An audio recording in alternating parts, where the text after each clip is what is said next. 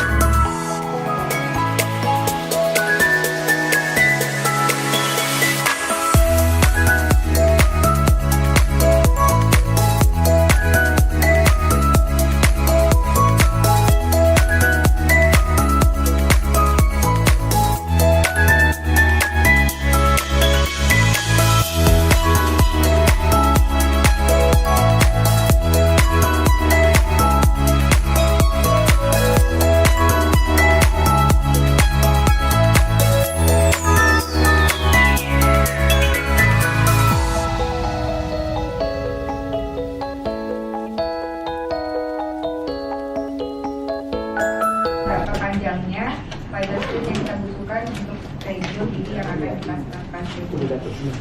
Karena di sini kita menggunakan fiber splint dari VOCO, kita lakukan splinting.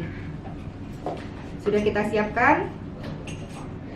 Tahap awalnya setelah dibersihkan daerah kerja yang akan dilakukan splinting, kita lakukan etching.